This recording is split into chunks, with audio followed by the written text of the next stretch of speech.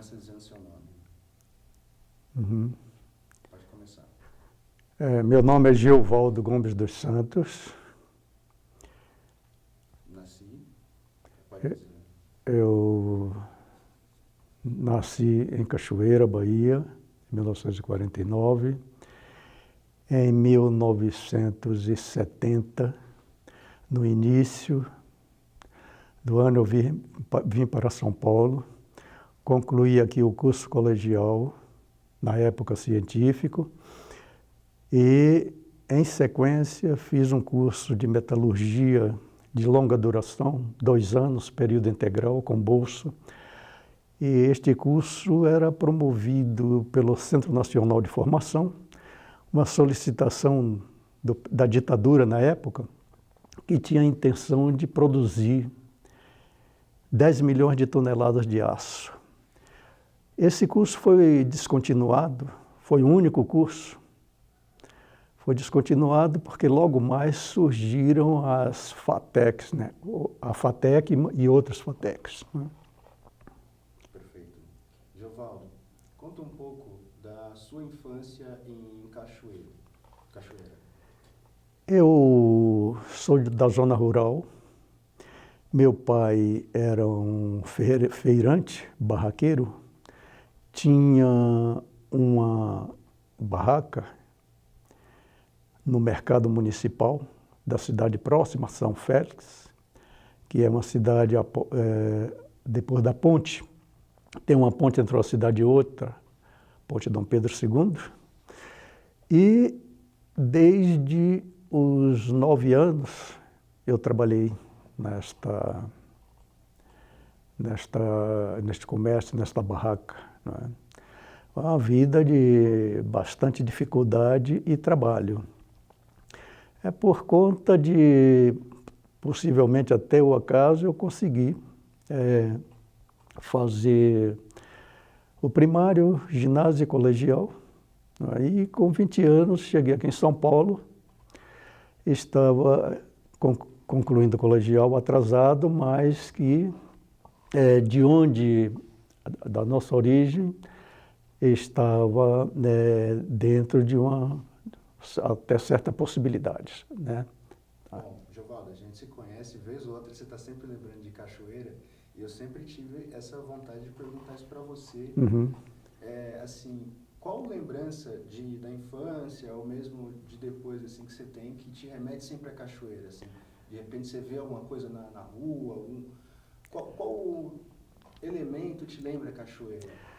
Primeiro, é uma cidade que tinha certas características industriais, né?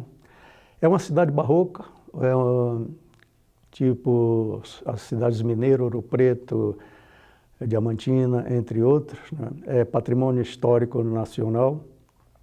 Uma cidade com algumas fábricas, fábrica de papel, na época, estação da Rede Ferroviária Federal, na época leste brasileira, e você se ouvia ao meio-dia e à tarde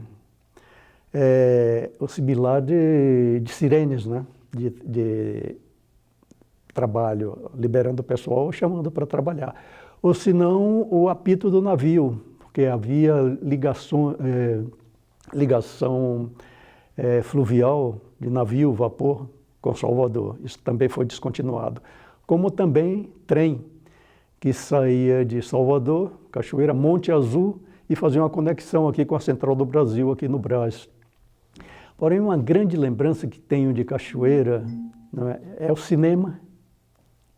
É o cinema. Cachoeira sempre teve cinema. E desde jovem, quando fui no cinema a primeira vez, aprendi a gostar de cinema, né? Não entendo de cinema, mas gosto muito, aprecio, penso que é um lugar onde você se senta e se liga e reflete, né? Se concentra, né? Tá? Essa é uma grande lembrança minha. Hoje, atualmente, tem um museu de cinema em Cachoeira, com muitas máquinas antigas, né? O Glauber teve por lá, não? Hã? O Glauber Rocha teve por lá? Possivelmente, sim. Gilvaldo, deixa eu te perguntar aqui. Você chegou em São Paulo nos anos... Aliás, você saiu de Cachoeira e foi para Salvador entre 79... 69. 69 eu estava em Salvador. No início dos anos 70, eu vim para São Paulo.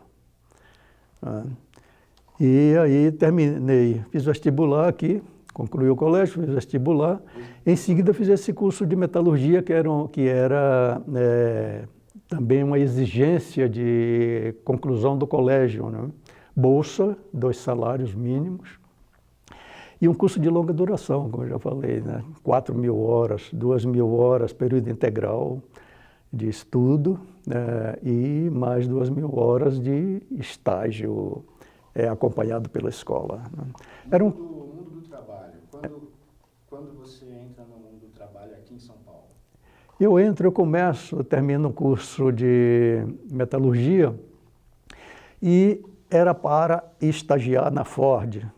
Só que eles não tinham programa de estágio, aí me admitiram como funcionário, empregado, em 72, né? Por aí, 72, penso que sim.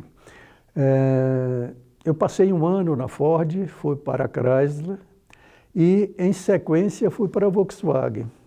Né? E a minha formação era técnico em metalurgia, especialista em fusão de metais, fundição. Tá? Porque esse curso ele dava 2 formações, laboratório de metalografia e fusão de metais, fundição. Né? Em princípio era um curso para ser feito no IPT, na cidade universitária. Eles não tinham equipamentos, fornos, que é um curso bastante prático, você faz a teoria e fazia a prática. Tá? E quem tinha equipamentos como fornos a indução, que reduz, por exemplo, o ponto de fusão de metais, era o Senai de Osasco, que hoje é a Faculdade de Metalurgia do Senai. Tá? E a gente terminou fazendo o curso lá no Senai, ao invés do IPT. Na Volkswagen, então, você entrou em 1974? Volkswagen eu entrei em 1974. 74. Eu entrei na Volkswagen, não na fundição, como trabalhei na Ford e na Chrysler. Na Volkswagen eu entrei no Laboratório Físico Metalúrgico de Resistência de Materiais para cuidar, minha admissão, minha contratação era para cuidar de fundidos. Tinha uma fundição muito grande em Joinville, Santa Catarina, que fornecia blocos e cabeçotes para a Volkswagen. E eu entrei lá para cuidar disso. Né? Esse laboratório é onde fazia a inspeção de todo o material e liberava para os veículos novos que iam entrar na fábrica, a fábrica ia iniciar, e também a produção. Tá? Na sequência, a pessoa a quem eu ia substituir não foi embora, e aí eu fiquei assim mesmo nesse laboratório, mas eu trabalhava cuidando de suspensão, molas, todo o processo de molas, né, de suspensão aí material, simulação de uso. Né. Gilvaldo, mundo do trabalho, e aí eu quero saber o seguinte, qual o primeiro contato que você tem, isso é 74? Então está acontecendo há pelo menos 10 anos um animal chamado ditadura militar. Sim. Quando que você tem um contato com a política, com o sindicato, com luzes que te arrastam para isso aqui está errado, isso aqui é uma ditadura.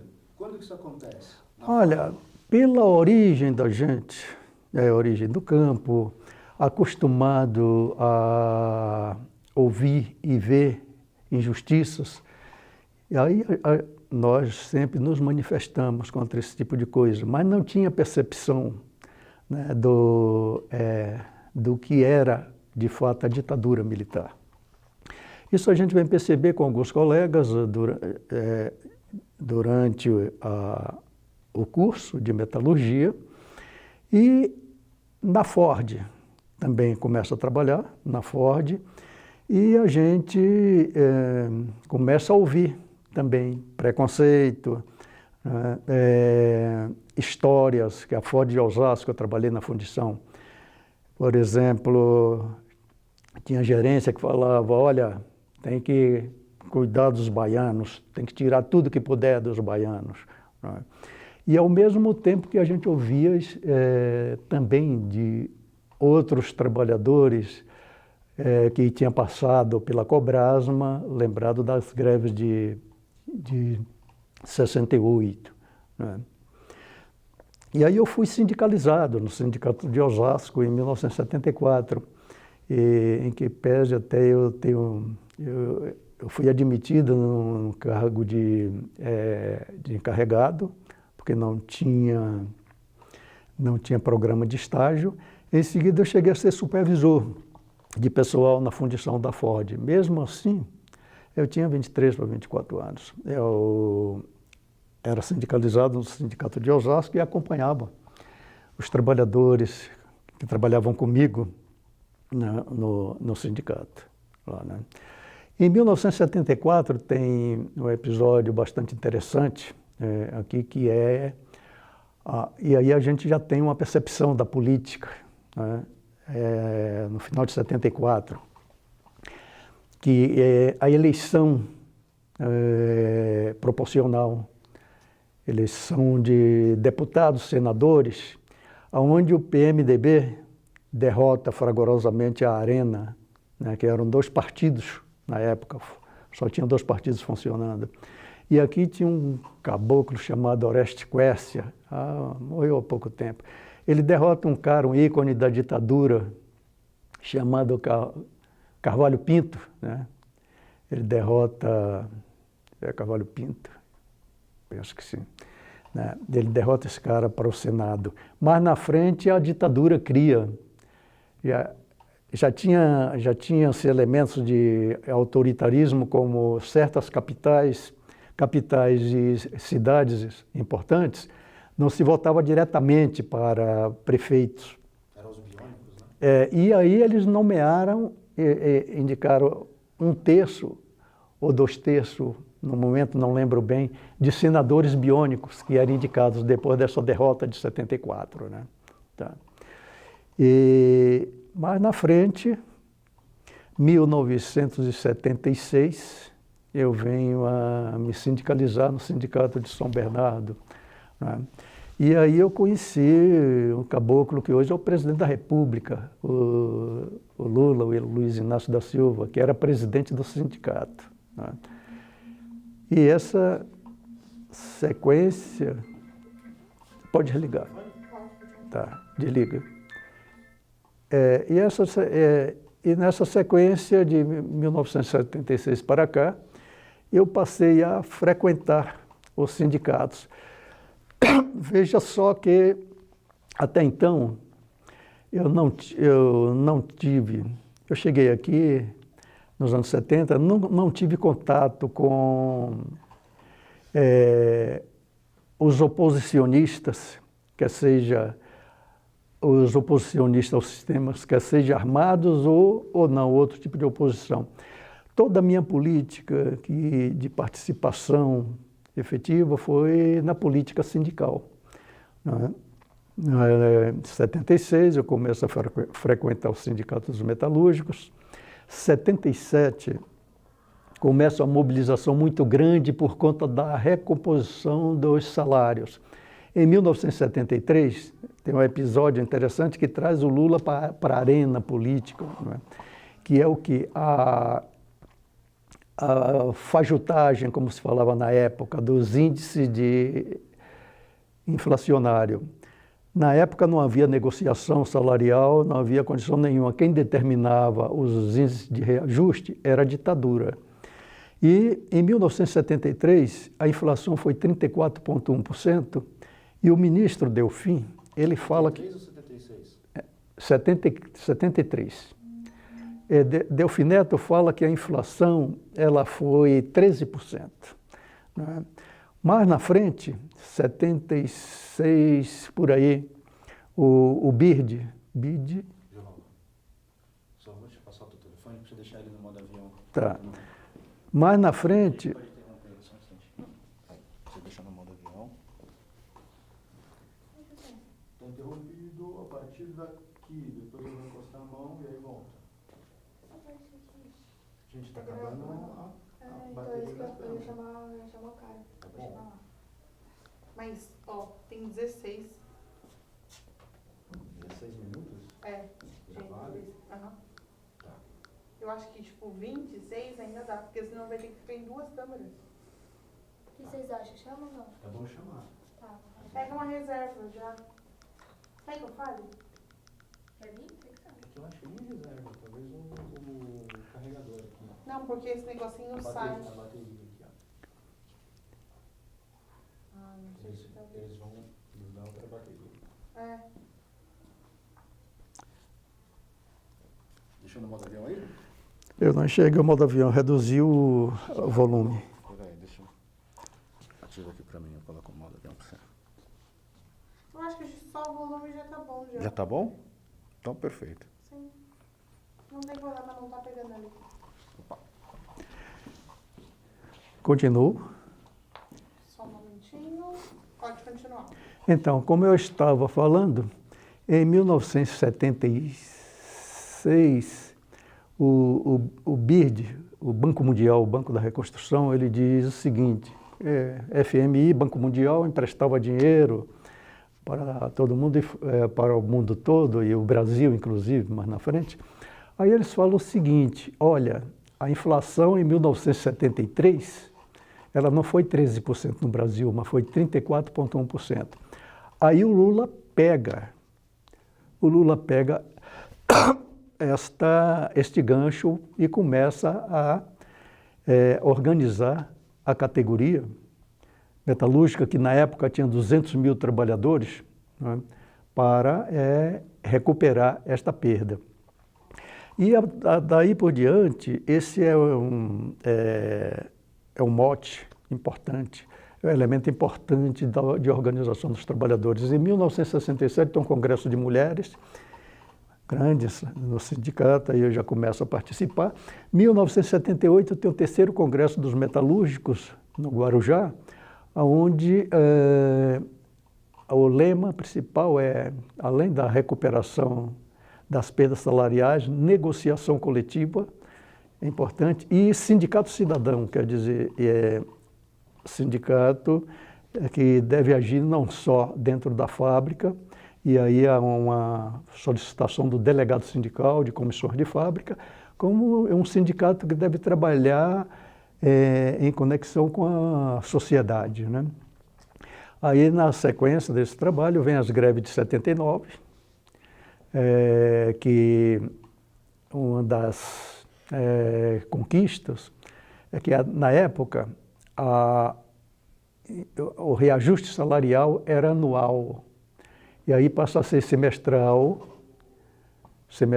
e vem também uma outra reivindicação muito grande, que é a estabilidade para os acidentados. O Brasil, nesta época, era campeão mundial de acidente de trabalho, tanto que em 1978, portaria 3214, os próprios militares, eles legalizam a estabilidade do cipeiro, tá, para que pudesse atuar em condições melhores e em segurança dentro da fábrica, né, para se proteger de represália patronal, né. Tá. Ok. Perfeito. Geovaldo, você trabalhou lá na Volks de São Bernardo. Sim. Você estava no meio do furacão, Sim, do movimento sindical, uhum, e você faz parte da direção da associação Emplage. sim. Eu queria que você explicasse o que é a associação Emplage. Tá. Eu volto um pouco atrás. Eu falei que a minha participação política no período da ditadura foi só uma participação sindical, né? E teve companheiros que se organizaram de outra forma, politicamente, através de partidos, e outros que foram até a luta armada, né? Mas veja só, mesmo aqueles que participaram, né, de uma ação puramente sindical, reivindicatória, ou em uma sociedade de bairro, né, esse pessoal, como eu, sofreu represália da ditadura, porque na época ninguém podia se manifestar, falar nada, era paz de cemitério, era uma perseguição generalizada. O que a Folha fala que era a dita paz, a dita branda, não, é ditadura feroz, onde episódios como aquele lá da menina em Brasília, que foi assassinada pelo filho do ministro da Justiça, o Buzaide, tá? Isso aí foi proibido de ser falado. O próprio Estado de São Paulo, que aderiu à ditadura no começo, e a Folha, foi proibido de se comunicar. E a Henrique Plagg é uma associação que vem na esteira dessa questão, né? E ela vem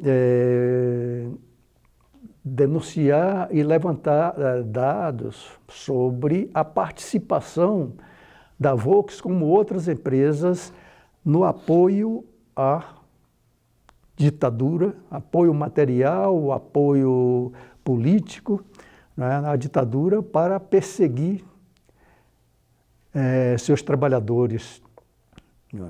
E tem um caso muito contundente na Volkswagen, que é a prisão de companheiros nossos em 1972, 6 companheiros presos, e que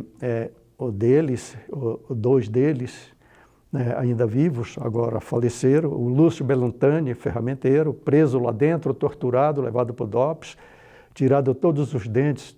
O companheiro ficou só com 3 dentes na boca, os dentes todos foram arrancados de alicate pelos agentes da ditadura, Filori e outros, né? E levou 2 anos preso, acusado de ter participado, de formar uma célula do Partido Comunista lá dentro, né? O Plagg, que leva o nome da associação, era um alemão, chefe da sala de medidas, também preso. Ele vai um gerente na casa dele, fala para a mulher que ele está a serviço da Volkswagen, por isso que não ia para casa, né? Na verdade, estava preso.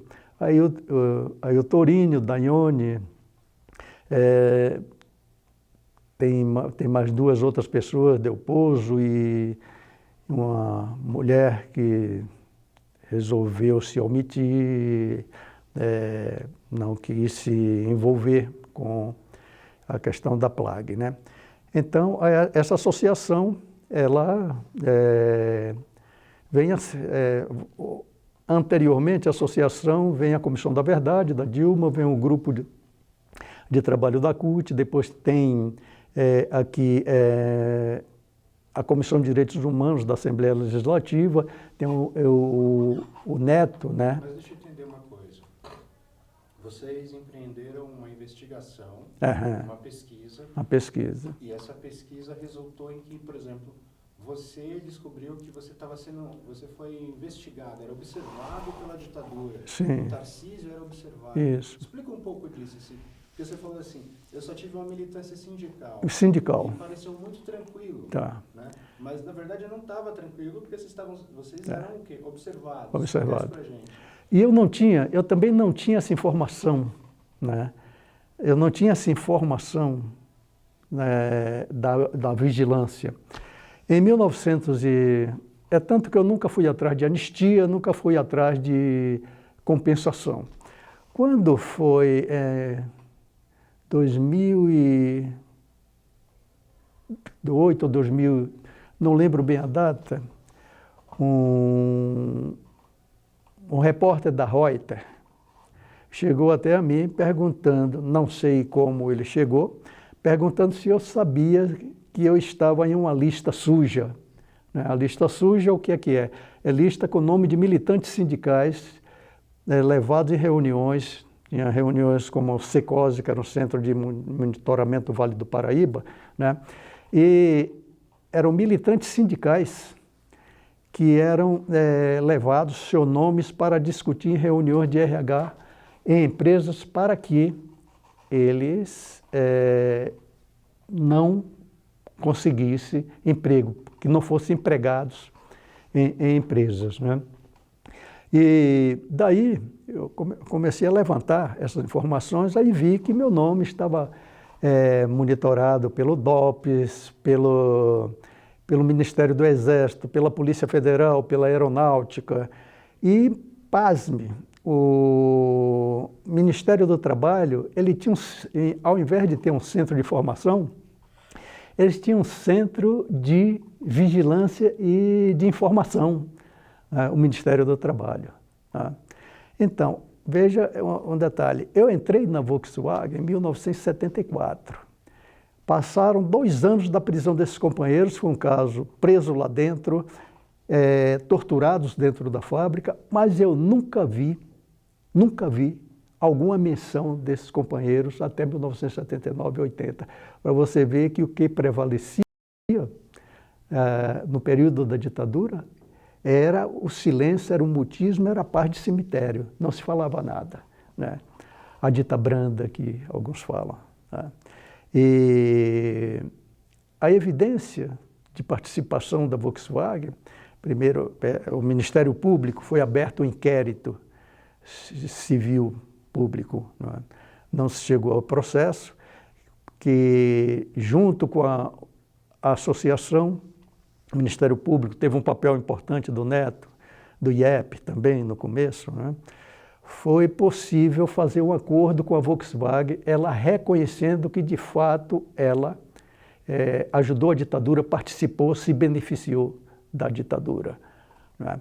E ela pagou a indenização, com esse dinheiro feito um memorial ali onde era, ali na OAB, né, na Avenida Brigadeiro Luiz Antônio, onde era ali era um centro de investigação, né, tipo um tribunal do Exército, né, como é que ele chama aquilo, auditoria militar. Até, inclusive, em 83, eu fui lá depor por conta de uma assembleia onde reclamava sobre salários, porque a inflação na época dos últimos anos da ditadura, a inflação era 200%, 220%, e eles repassavam só 80% da inflação. E em uma assembleia desta, eu reclamei por conta disso. Aí fui intimado para depor lá nessa auditoria militar, né? Então, isso mostra que, de fato, a ditadura ela não poupava quem se manifestasse por qualquer questão.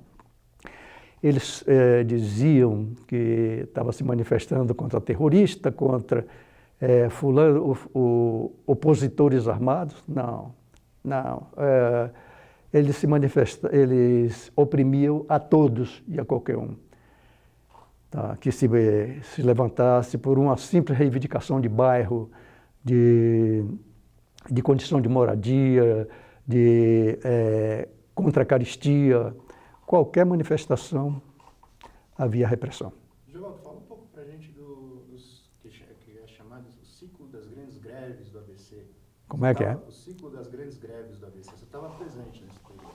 Sim, eu estive em todas as greves, 79, 80, que é o centro de mudança da política, né, brasileira, né? Na verdade, a ditadura ela já vem se desgastando de 1974, que termina no milagre brasileiro, que eles falam. Esse milagre brasileiro era o crescimento da economia acima de 10%, né? E o FMI e os órgãos de economia, né, no mundo aí fixavam esse tipo de parâmetro, né? Aí teve milagre brasileiro, milagre japonês, milagre coreano. Na verdade, o milagre ele se dava em cima do arroz salarial, como eu falei, né? Da perseguição, da jornada excessiva de trabalho, do acidente de trabalho, né? De todos os jeitos, muita gente com problemas de auditivo, perda de membros, como o próprio presidente, que o pessoal fala que meteu dedos na máquina para ganhar o seguro, absurdo, estupidez, né? Na verdade, repetindo, o Brasil era campeão de acidente de trabalho. Então, isso aí vem se generalizando, né? Ou essa condição. E a exploração era de tal modo que um trabalhador entrava na Volkswagen, digamos, 4h30 da tarde para sair às 2h20 da manhã, chegava às 2h20, o pessoal dizia, não, chega às 6, você tem que sair às 6 porque tem que fazer hora extra. Essa semana ainda falei com um companheiro antigo que ele dizia o seguinte, eu entrei na fábrica e estava com um batizado para fazer em Aparecida, era sexta-feira. E tudo pronto, aí o chefe chegou na sexta-feira, isso eu ouvi esta semana ainda, a confirmação disso, do companheiro. Cheguei na sexta-feira, o mestre falou assim, o chefe falou, sábado tem hora extra. E eu tive que desmanchar, minha mulher foi sozinha e eu vim trabalhar e não pude ir para Aparecida. Você veja só o nível de repressão que era, né? E o arroxo salarial, quando eu falava inflação de 34, se dizia que era 13, né? A ditadura repassava 13, né? E o restante ficava, o capital acumulava, né? E isso vem trazendo desgaste. Para a ditadura vem a eleição de 1974 e no crescente depois tem um movimento muito importante em São Paulo, que é o movimento contra a caristia, PCdoB, o pessoal da igreja, movimentos populares, né? E isso vai ganhando corpo. Depois começa a emenda pelas diretas, Dante de Oliveira, e isso vem no crescente. Aí isso se ganha um fôlego grande com essa briga pelos 34,1% e os trabalhadores quando entra na luta. Aí vem 78, greves que não em São Bernardo, em algumas fábricas, Scania, Ford e algumas outras, mas não se caracteriza como greve geral. E aí vem 79, que é a greve geral, né? A ditadura já bastante cambaleante, o milagre brasileiro, esse crescimento se esgotando, e essa greve ela é vitoriosa. A greve ela começa 13 de março, 13 a 28, 15 dias de greve. Aí o sindicato é cassado, depois retorna, e aí vem a greve de 80, 41 dias, que não tem uma conquista, como 79, mas ela permite, né, algumas coisas importantes, como a criação da CUT, aí nasce o PT, o movimento democrático, ele continua se consolidando. Mas em 79 vem a anistia, que é uma anistia bastante controlada, né? Uma anistia que aqueles que se manifestavam contra a ditadura com armas ou de outra forma, eles são punidos, mas os agentes da ditadura que tortura, que mata, esses são isentados, né, pela anistia, né? Mas foi um processo que avançou, né? Qual papel você hoje leva Não entendi. Qual papel você leva, qual exemplo você leva, como dizer, sobre qual a influência do sindicalismo desse período de militância que você teve e ainda tem na sua vida? Assim? A minha vida, a questão da luta por direitos, e o companheirismo, né? E a compreensão de que nós somos trabalhadores, né? Que é uma sociedade de classe, e ela continua com essa característica, que certos interesses, que o interesse do trabalhador é melhor salário, melhores condições de trabalho, e o capital, para ele, interessa acumular, né? Essa é a lição. E o resultado concreto da nossa participação, né, é de que os movimentos populares, e que isso inclui o movimento sindical, que é um movimento importantíssimo, né, para a sociedade, né, isso não é meio de vida, isso é princípio de vida. As pessoas não têm que usar os movimentos populares, a luta política como meio de vida. Isso é princípio de vida. Isso significa dizer que a gente tem que lutar por uma sociedade melhor, mais justa, né, para todos. E a nossa experiência concreta é que quando eu entrei na Volkswagen, a gente trabalhava 48 horas por semana, né? Após as lutas em sequência, esse encadeamento de luta, eu saí da Volkswagen trabalhando 40 horas por semana. Imagine o que é reduzir 1h30 de trabalho por dia, o tempo que você tem para viver com a família, para lazer, para se informar, para adquirir conhecimento.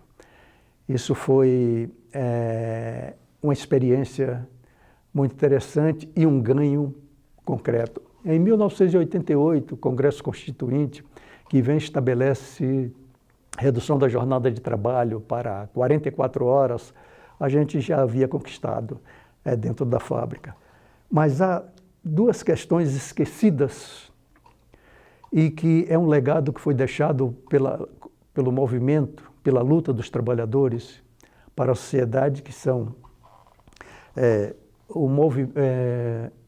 o sacolão.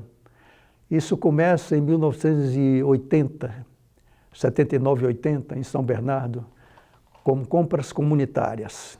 Você vai a um local de compra, compra tudo, tudo é colocado no saco, no recipiente, numa vasilha, batata, cebola, tá? E você paga um único preço. Né? Isso começa lá. Tem o fundo de greve, que pega alimento para distribuir para os trabalhadores que estão em greve. Depois você tem o sacolão, e que depois se generaliza. Todos os mercados hoje têm o sacolão, tem um dia de sacolão, que é uns terça, outro quarta-feira. Esse é um legado da luta para a sociedade.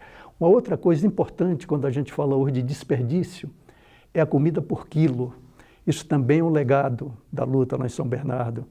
A primeira comida por quilo, a primeira vez que eu comi no restaurante por quilo, é um restaurante do Fradinho, na Marechal Deodoro.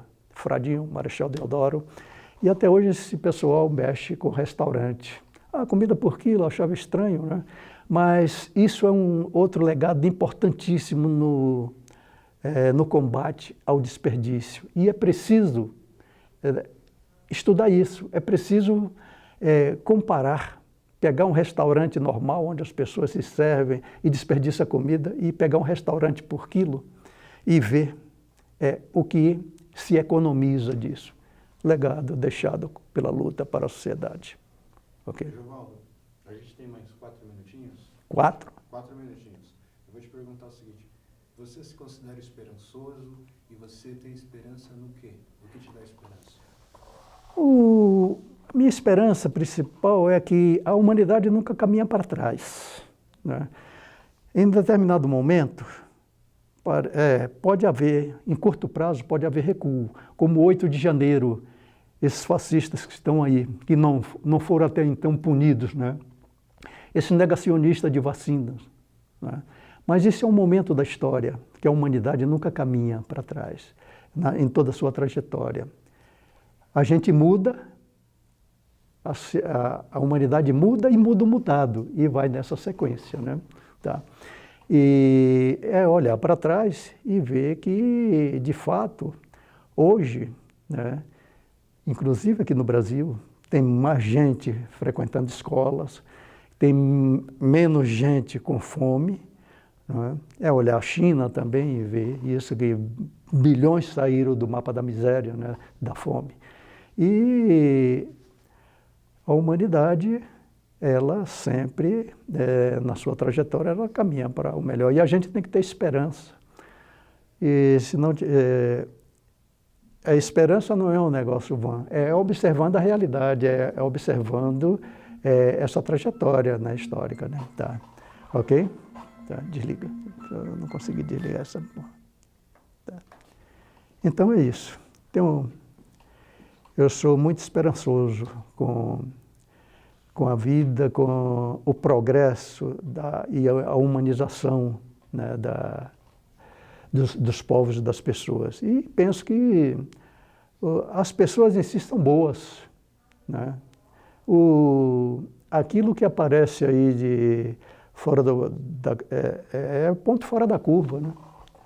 Mas o ser humano, ele é bom. E mais que nunca, com essas crises climáticas, essa situação toda que a gente vê, é preciso unidade entre os povos, solidariedade, porque senão a gente não alcança certos objetivos.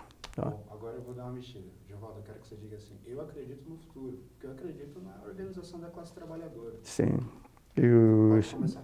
E sobretudo, aqueles que são oprimidos e que querem, e que não querem um mundo de opressão e que luta para que o mundo seja mais justo, e isso só pode acontecer mesmo com a organização dos oprimidos. Tá?